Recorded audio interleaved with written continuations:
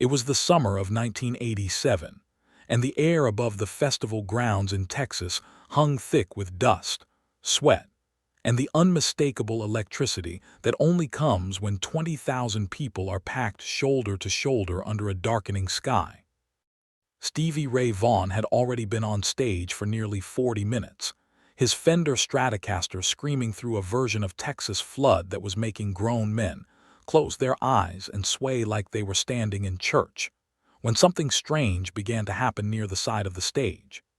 A figure, unmistakable even in silhouette, was moving through the security barriers with the slow, deliberate confidence of a man who had never once in his life asked for permission to do anything. He was holding a half-empty bottle of Jack Daniels in one hand, a cigarette burning between his lips, and his leather vest catching the stage lights as he stepped past two frozen security guards who recognized him just a second too late to react. Lemmy Kilmister, the loudest, most dangerous man in rock and roll, was walking directly onto Stevie Ray Vaughan's stage in the middle of a live concert. And nobody, not the crew, not the band, not the 20,000 fans staring in disbelief, had any idea what was about to happen next. What unfolded over the following 11 minutes would become one of the most legendary unscripted moments in festival history, a collision between heavy metal aggression and Texas blues precision that should never have worked, but somehow created something that people who were there still talk about nearly 4 decades later, and the story behind why Lemmy walked onto that stage, what Stevie Ray whispered to him, and what happened backstage afterward has remained buried until now. If you are new here, make sure to subscribe and hit the bell icon because this channel digs deep into the untold stories of rock and roll history, the ones that never made it into the documentaries, the ones that the people who were there have been keeping to themselves for decades. The unlikely connection. To understand why Lemmy Kilmister ended up on Stevie Ray Vaughan's stage that night, you have to go back to a place that most people would never think to connect these two men, and that place is the London blues scene of the early 1960s. Long before Motorhead, long before the wall of Marshall amplifiers and the bullet belt, Lemmy was a skinny teenager from Stoke-on-Trent who was absolutely obsessed with the blues. He had grown up listening to Little Richard, Chuck Berry, and most importantly the raw electric howl of American blues musicians, whose records were making their way across the Atlantic and rewiring the brains of an entire generation of British kids.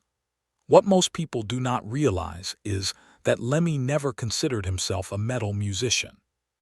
He always said he played rock and roll to him meant the blues played louder, faster, and with more attitude than anyone else had the nerve to attempt. This is the thread that connected him to Stevie Ray Vaughan, because Stevie was doing the same thing from the other side of the Atlantic, taking the blues and pushing it into places where the genre had never been, turning his Stratocaster into a weapon that could make you cry and make you bleed in the same 3-minute solo. They were both children of the blues, and even though one became the godfather of speed metal and the other became the savior of Texas blues, the root was identical. And when you understand that, what happened on that stage starts to make a lot more sense, but it also makes the story far more heartbreaking than anyone realized at the time. 2 roads from the same river. By the summer of 1987, both men had been through wars that would have destroyed anyone with less stubborn determination to stay alive. Lemmy had already survived the Hawkwind firing in 1975, the years of being laughed at when Motorhead could not get a record deal, the speed and the Jack Daniels and the lifestyle that should have killed him 10 times over. Motorhead had released Ace of Spades in 1980, and that single album had rewritten the rules of what heavy music could be, influencing every thrash metal band from Metallica to Slayer, and by '87 Lemmy was firmly established as the unkillable king of rock and roll, the man whose blood was reportedly so toxic that doctors warned against giving him a transfusion, because the clean blood might send his body into shock. Stevie Ray Vaughan, meanwhile, was fighting a very different battle. He had exploded onto the scene after his performance at the Montreux Jazz Festival in 1982, catching the ear of David Bowie, and launching a career that would see him hailed as the greatest blues guitarist since Jimi Hendrix. But by '87, Stevie was deep in the grip of cocaine and alcohol, drinking a fifth of whiskey before every show, and chasing it with enough cocaine to keep his fingers moving even when his mind was somewhere else entirely. The two men had met briefly at a festival in Europe in 1985, a backstage encounter that lasted only a few minutes but that both would reference in later interviews. What was said during that first meeting has never been fully revealed, but people who were present described an immediate and unlikely chemistry, as though they recognized something in each other that the rest of the world could not see. The festival that changed everything asterisk.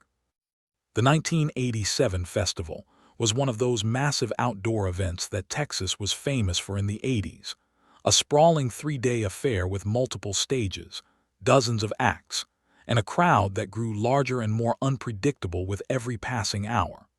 Motorhead had played their set earlier in the day, a typical 45-minute blitz of volume and fury that left the stage crew checking for structural damage.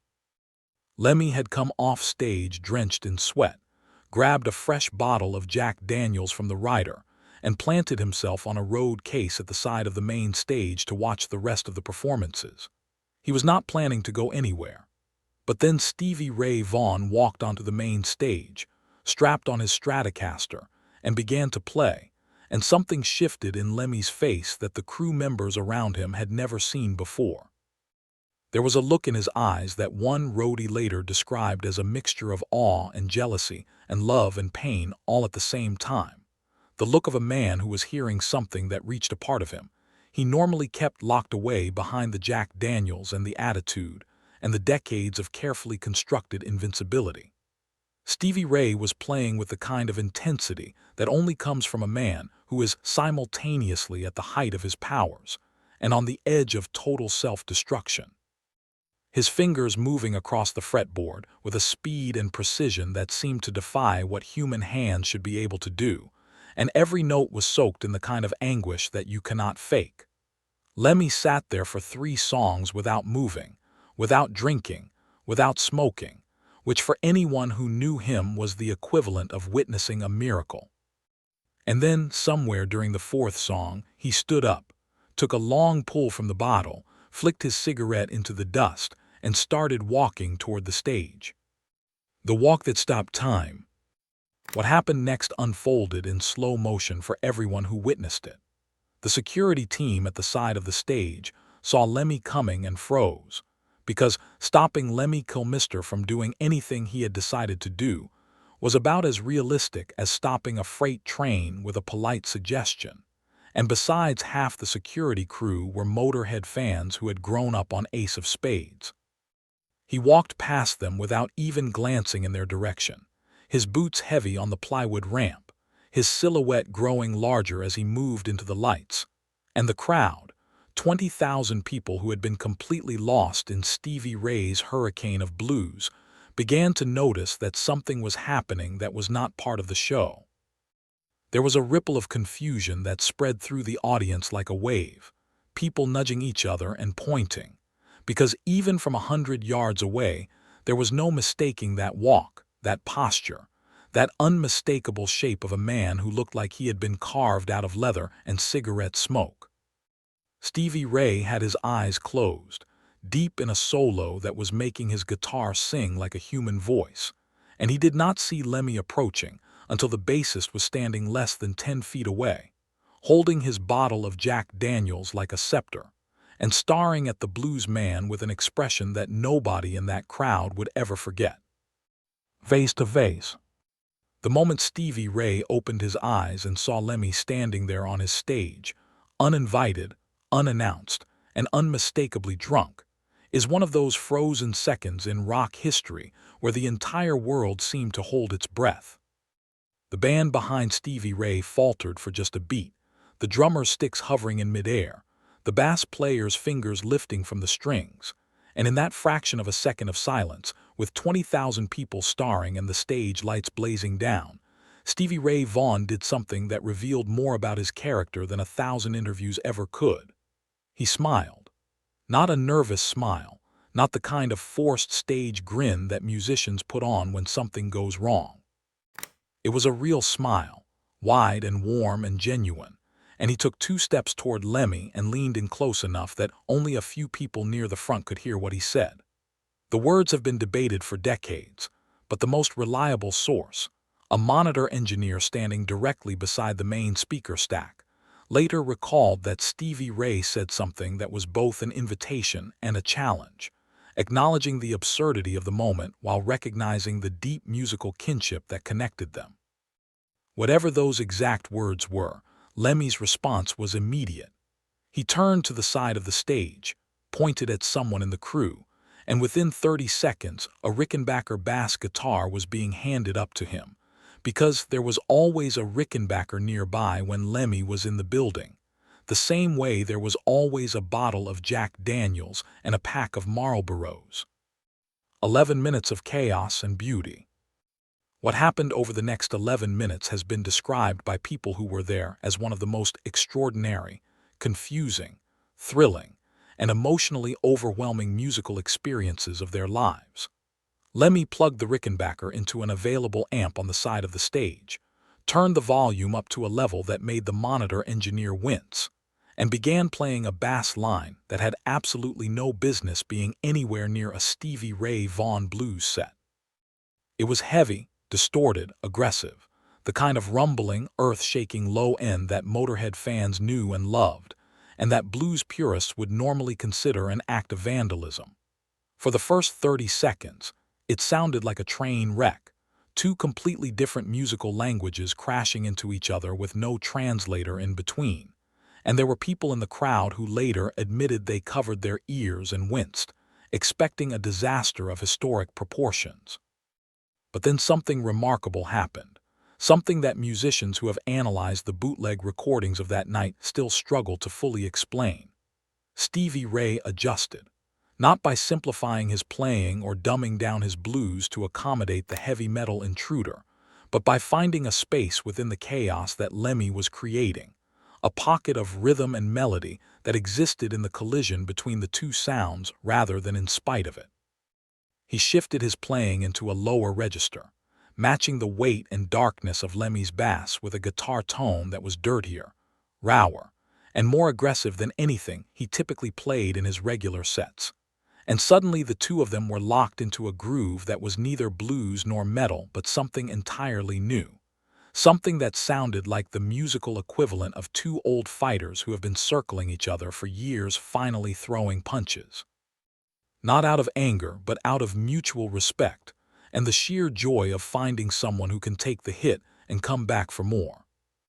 The crowd went from confused to mesmerized to absolutely ecstatic in the space of about 90 seconds, and by the time the impromptu jam reached its peak, with Stevie Ray's Stratocaster screaming over the top of Lemmy's thundering bass, while the drummer and the rest of the band scrambled to keep up, 20,000 people were on their feet, hands in the air, witnessing something that they instinctively understood they would never see again. The moment nobody expected asterisk. But here is the part of the story that almost nobody talks about, the part that transforms this from a fun rock and roll anecdote into something much deeper and much more significant. Somewhere around the 7 or 8 minute mark of the jam, Lemmy stopped playing. He did not gradually fade out or signal to the band that he was done. He simply stopped, mid-phrase, and stood there with the Rickenbacker hanging from his neck, his hands at his sides, staring at Stevie Ray Vaughan with an expression that the people closest to the stage described as something close to anguish. Stevie Ray noticed almost immediately and began to pull back his own playing, bringing the volume down, letting the notes ring out longer and slower, until the stage was quiet enough that you could hear the buzz of the amplifiers and the distant murmur of the confused crowd. For approximately 15 seconds, which on a live stage in front of 20,000 people feels like an eternity, the two men just looked at each other, and there was something passing between them that had nothing to do with music and everything to do with the particular kind of recognition that only two people who are slowly killing themselves in exactly the same way can share. Lemmy was drowning in Jack Daniels and speed, had been for 20 years, and his body was beginning to show the cracks that would eventually widen into the health crisis that defined his final decade. Stevie Ray was drowning in cocaine and whiskey, had been for the better part of the 80s, and he was approaching the breaking point that would lead to his collapse and eventual decision to get sober in 1986, though in the summer of '87 that sobriety was still fragile, still new, still something he was fighting for every single day. They were mirrors of each other, two men of extraordinary talent and extraordinary self-destructive tendencies, standing on a stage in the middle of Texas, and in that moment of silence, something passed between them that was more honest than any interview either man ever gave. What happened backstage asterisk. After Lemmy unplugged the Rickenbacker and walked off the stage to a roar of applause that shook the scaffolding, he did not go back to the road case where he had been sitting. He walked directly to the backstage area, found a quiet corner behind the catering tent, and sat down on an equipment trunk with his bottle of Jack Daniels, and did not speak to anyone for nearly 20 minutes. The crew knew better than to approach him when he was like this, because Lemmy in a quiet mood was far more unsettling than Lemmy in a loud mood. When Stevie Ray Vaughan finished his set about 30 minutes later, he came backstage and did something that surprised everyone who witnessed it. He walked past his own band, past his manager, past the promoters trying to congratulate him on an incredible show, and went straight to the corner where Lemmy was sitting. He sat down next to him on the equipment trunk, and the two of them talked for almost an hour while the next band played on the main stage and the festival carried on without them. Nobody heard the full conversation, but fragments were overheard by crew members working nearby. Stevie Ray, who was still in the early and difficult months of his sobriety, reportedly spoke about the terror of performing without the chemical armor he had relied on for years, the feeling of standing naked in front of thousands of people, with nothing between him and his own demons except 6 strings, and the hope that the music would be enough. Lemmy, who had never been sober a day in his adult life, listened with the kind of attention that he almost never gave to anyone, because he recognized what Stevie Ray was describing even if he himself would never choose that path. The weight of what was not said asterisk. What makes this story resonate so deeply almost 4 decades later is not just the spectacle of two legends sharing a stage. It is the weight of everything that was not said, the conversations that never happened, the collaborations that never materialized, the friendship that was forming in that backstage tent that would be shattered just 3 years later when Stevie Ray Vaughan boarded a helicopter after a concert at Alpine Valley in Wisconsin on August 27, 1990, and never came back down. Lemmy rarely spoke about Stevie Ray's death in interviews. He was not a man who shared his grief publicly, preferring to channel his pain into the only language he truly trusted, the deafening roar of his Rickenbacker through a wall of Marshall amplifiers. But there are clues scattered throughout the years that suggest the loss hit him harder than he ever let on. In a 1992 interview with a small British music magazine, Lemmy was asked about guitarists he admired, and after rattling off the usual names, Hendrix, Clapton, Jeff Beck, he paused for a long moment and then mentioned Stevie Ray Vaughan in a tone that the interviewer later described as the only time in a 2-hour conversation that Lemmy sounded anything less than completely invincible. He did not elaborate, did not tell the festival story. He simply said it and moved on, the way a man moves past a door he has decided he will never open again. The echoes that remained. In the years that followed, people who had been at that festival in '87 would occasionally surface in fan forums and magazine letter pages with their own accounts of what they had witnessed, and the details varied in the way that memories always vary when filtered through decades of time. Some said the jam lasted 8 minutes.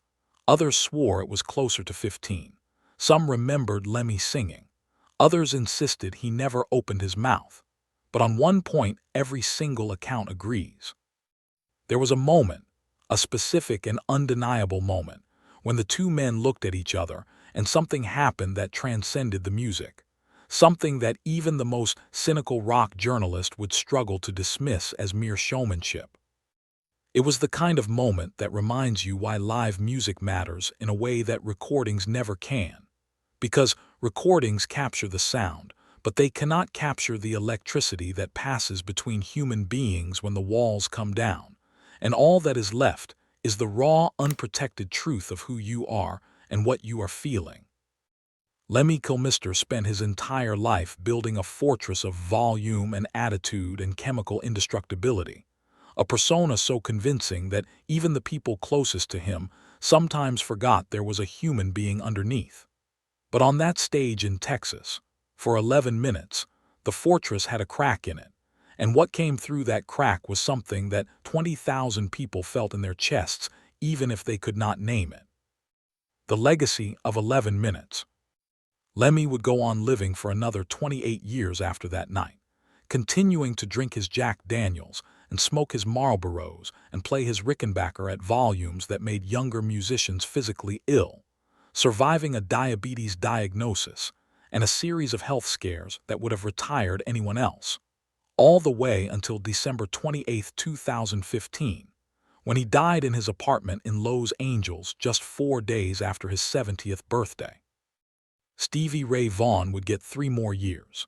3 years of the cleanest, most powerful, most emotionally devastating guitar playing of his career. 3 years of sobriety that his friends described as the happiest period of his life. 3 years that produced the album In Step and some of the finest live performances ever recorded, before that helicopter went down in the fog over Alpine Valley and took one of the greatest musical talents the world has ever known. The connection between these two men, forged in a brief backstage meeting in '85 and sealed on a festival stage in '87, is one of those quiet threads in rock history that never made the headlines, but that tells you more about the human beings behind the legends than any official biography ever could. It tells you that Lemmy Kilmister, the man who claimed to fear nothing and need no one, was capable of being stopped in his tracks by the sound of another man's pain coming through a guitar. It tells you that Stevie Ray Vaughan, in the middle of the hardest fight of his life, found a moment of unexpected kinship with the last person on earth anyone would have predicted. And it tells you that sometimes, when the music is real and the moment is right, the walls that we build between genres and between people, and between the versions of ourselves that we show the world and the versions we keep hidden can come down in an instant. And what is revealed in that instant is worth more than all the carefully constructed images and rehearsed interviews and official narratives combined. That is what happened on a festival stage in Texas in the summer of 1987. That is what 20,000 people witnessed and have never forgotten. And that is the story that has been waiting nearly 4 decades to be told.